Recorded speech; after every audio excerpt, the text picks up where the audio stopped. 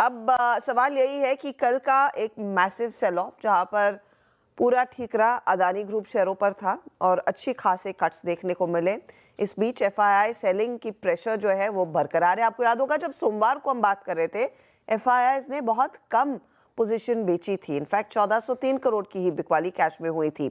वो ट्यूसडे के सत्र में 3400 करोड़ के ऊपर निकली, कल के सत्र में 5321 करोड़ के ऊपर निकली।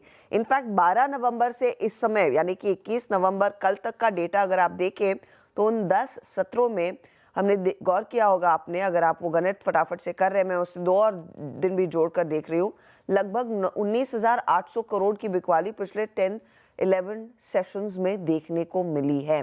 तो ये फिलहाल आपके लिए स्थिति भारतीय बाजारों की, जहां पर एफआईआईज जो आप कहते हैं ना अंग्रेजी में रिलेंटलेस, बिना रुके, बिना कुछ सोचे, बिना थके बस बिकवाली करते ही जा रहे हैं। अब ऐसे में डोमेस्टिक इंस्टीट्यूशंस ने स्टेप अप जरूर किया है, लेकिन वो कितना ही संभाल लेंगे मार्केट को। वीरू, अब इस तरह की स्थिति में जहां पर आपके फूफा पूरी तरह से नाखुश हैं और वो अपनी पोजीशंस लगातार हल्की करते रहते हैं और हमारे लिए एक के बाद एक छोटे छोटे बम गिरते रहते हैं, चाहे वो आप कल अदानी का बहाना देखिए, परसों वो यूक्रेन ने जो अटैक किया था वो था। आज के लिए और स्पेशली हम क्योंकि एक फ्राइडे के सेशन में उतर रहे हैं, क्या लेवल्स इंपॉर्टेंट है? Good morning Harshita. देखिए, आपने बात सारी सही कही और उसके उलट आप एक और चीज़ देखिए हर्षिता, उसके उलट आप एक और चीज़ देखिए कि डीआईएस की बाइंग और बैंक्स का चलना। I mean Kotak, HDFC bank, Axis bank at day high, SBI at day low. तो ये मल्टीपल क्रॉस कॉम्बिनेशन है ना, ये आई थिंक दिक्कत कर रहे हैं। बात ये नहीं है। देखिए, कल मेरा जो व्यू था उसके मुताबिक बैंक निफ्टी बिल्कुल उलट रहा। उसके बैंक निफ्टी पे कन्विक्शन इसलिए था क्योंकि बैंक निफ्टी पिछले 3 दिन से पुट राइटर्स के सहारे चल रहा था, अच्छा चल रहा था, अच्छा मूव भी दिया इसने और ऑलमोस्ट मंगलवार को करीब करीब 50-900 तक का स्विंग भी दिया इसने। बट मैं शायद कल सेंस करना वो भूल गए बात कि अगर अदानी ग्रुप के स्टॉक्स कोलैप्स होंगे तो शायद ये भी कोलैप्स होगा। बट अब हुआ क्या, कोलैप्स भी हुआ, 200 EMA को छुआ भी, फिर पुल बैक देके वापस आ गया। सो मल्टीपल क्रॉस कॉम्बिनेशन है हर्षिता और उसी के बीच में हमें ट्रेड करना पड़ेगा। कल बैंक निफ्टी पे तो खैर व्यू खराब था, नहीं चला उसके मुताबिक, बट निफ्टी पे बिल्कुल सही अगर आप देखें अप्रोच रही। और हुआ क्या निफ्टी पे, वो जैसे ही बेस 1 टूटा, जो मेंशन मैंने किया था कि the moment you will breach 23390, test of 23250, 233 is quite possible. अब कल हुआ क्या हर्षिता, निफ्टी का जो कल का लो था, दैट्स जो मैं पिछले 3-4 दिन से मेंशन कर रहा हूँ, that 50 week exponential moving average, वो कल निफ्टी ने लगा दिया। मैं इसको इसलिए डिफाइन शुरू में कर रहा था क्योंकि रणनीति में आज यही पार्ट महत्वपूर्ण है। आप फ्राइडे में हैं, आप जियोपॉलिटिकल टेंशंस के बीच में ट्रेड कर रहे हैं और एक एफआईएस की सेलिंग के बीच में कैसे अप्रोच करें। एफआईएस के stats in both in cash and derivatives खराब है। कैश में काफ़ी सेलिंग, मेरे ख्याल से अदानी ग्रुप के स्टॉक्स पे काफ़ी टारगेटेड होगी, इसलिए आपको फिगर वाइड लग रही है। जहां तक डेरिवेटिव्स का सवाल है हर्षिता, वहां पे उन्होंने कल करीब 598 करोड़ रुपए की सेलिंग करी, 9600 कॉन्ट्रैक्ट फर्दर शॉर्ट किए, 3600 करोड़ रुपए की उन्होंने स्टॉक फ्यूचर्स में सेलिंग करी और करीब करीब 39,000 लॉन्ग काट लिए और 16,000 फर्दर शॉर्ट किए। यानी वो जो मंगलवार का प्रेशर रिलीफ हुआ था, फिर वो कल नजर आया और इंडेक्स के शॉर्ट्स थोड़े से फर्दर कैपिटलाइज हुए और ये अब हैं करीब करीब 20,000, 2 लाख के आसपास, माफ कीजिएगा। अब आज के स्टैट्स क्या कह रहे हैं, आई मीन सरप्राइजिंगली जब मैं कल ऑप्शंस के स्टैट्स दिख रहा था हर्षिता, कॉल राइटर्स नीचे नहीं आए। कल भले ही निफ्टी की क्लोज नीचे थी towards I think 23350, but call writers अभी भी, एक चीज देख के मेरे को थोड़ा बहुत सरप्राइज हुआ कि 23,500 पे ही खड़े थे, वो नीचे नहीं आए, 23,400 पे नहीं आया, 23,300 पे नहीं आया। It was placed at I think 23500, वहीं पर है मैक्सिमम आउटस्टैंडिंग वाई।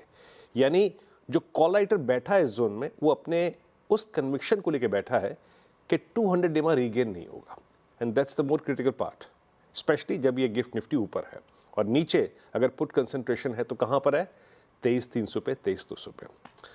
पिरामिड्स में आप देख के जो बात मैं कहना चाह रहा हूं ना, कि कॉल राइटर्स दूर बैठे हैं, वो आपको नजर आएगा। 23,500 पे कॉल राइटिंग है, ना कि 23,400 पे, 23,300 पे। पिरामिड्स में ये बातें क्लियर आपको बिल्कुल नजर आएगी। ये देखिए, ये डार्क ब्लू कैंडल। और एक और चीज देखिए आपने, put writers in the money put पे है 23,400 पे, 23,300 पे। आइए अब अप्रोच पे बात करते हैं। देखिए, मैं फिर कह रहा हूं, कल की तरह से सेशन को अप्रोच कीजिएगा। We have a range as per the option stats. कल क्या थी, 390 थी नीचे, ऊपर क्या थी 619, 610। आज की रेंज क्या है, RS1 लेके आइएगा स्क्रीन पे।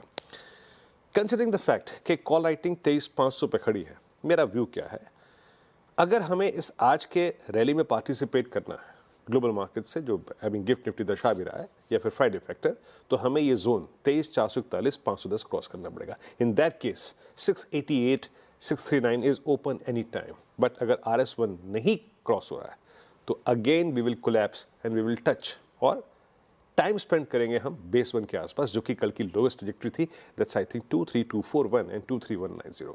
तो क्या हो गया, हमारे पास बेस 1 और RS1 के बीच में एक ट्रेड जोन हो गया, उसको ट्रेड कीजिए। और अगर अब बेस 1 टूटता है, जो कि है defined 50 week exponential moving average, and since आज वीकली चार्ट्स भी बनेंगे हर्षदा, अगर ये ब्रीच होता है तो विभिन्न कारणों से जो आपने समझाए हैं, बताए हैं, 23,060 और 23,010 की ट्रजेक्टरी खुली है। So respect the initial zone between base 1 and base 2। अगर वो वाइल्ड तरीके से कटते हैं ऊपर या नीचे, मैंने लेवल्स मेंशन कर दिए हैं एज बेस 2 और RS2। नाउ निफ्टी बैंक, कल मेरा व्यू था कि हम 50,400 50,500 के ऊपर के डिप को बाय करेंगे, बट वो गलत निकला। हम गए एग्जैक्टली एक बार 49,851 यानी 200 EMA की ट्रजेक्टरी को within 5 days second time test करके आए। फिर हमने एक पुल बैक दिया, and thanks to I think HDFC bank, Axis bank and Kotak Mahindra bank. But SBI का collapse below 200 day exponential moving average harsh था, पेनफुल था। लेके आइए ऑप्शंस के स्टैट्स। देखिए, कॉल राइटिंग अभी भी 51,000 पे ही है, सरप्राइजिंगली। क्यों? ये कॉल राइटर कंफर्टेबल इसलिए नहीं था एट द मनी कॉल बेचने के लिए, क्योंकि HDFC बैंक का, कोटक का, एक्सिस बैंक का बिहेवियर ये कॉल राइट करने देगा ही नहीं। और पुट राइटिंग अभी भी कहाँ है, 50,000 की स्ट्राइक पे। So meaningfully Nifty bank is a index जिसको ट्रेड सिर्फ रिस्क टेकर्स को करना है, स्मूथ ट्रेडिंग यहाँ पे नहीं मिलेगी। लेके आइएगा बेस 1। देखिए, बेस 1 परसिस्ट करता है या फिर बेस 1 जो है स्पॉन्सर कर रहा है इसको पुट राइटर्स का जोन, और साथ ही साथ 200 डे एक्सपोनेंशियल एवरेज। फिर मेरे वर्ड्स पे ध्यान दीजिएगा, बेस 1 को अगर आप बाय कर रहे हैं, ओनली रिस्क टेकर्स, नो, उसके सिवा कुछ नहीं। जो भी ट्रेड इस ट्रजेक्टरी में लें वो सिर्फ बेस 1 तक लें। अगर बेस 1 वायलेट होता है तो सेकंड जोन खुला हुआ है, that's 50 week exponential moving average, और बेस 1 पे लिया हुआ ट्रेड आपको चेक करना है RS1 पे। RS1 लेके आइएगा, इट्स 50, 550 एंड 740। अगर ये ट्रजेक्टरी निकलती है तो निफ्टी बैंक टेस्ट करेगा 51,095 की trajectory, that's 120 week exponential moving average, 20 day exponential moving average. Harshada, चलिए, तो लेवल्स आपके सामने वीरू ने रख दिए हैं। मैं बस उम्मीद कर रही हूँ कि वो निचले वाले लेवल्स ब्रीच ना हो, हम अपने आप को संभाल लें जैसे गिफ्ट निफ्टी अपने आप को संभाले हुए है। 23,451 पर फिलहाल तो स्टेडी है, फिंगर्स क्रॉस। चलिए।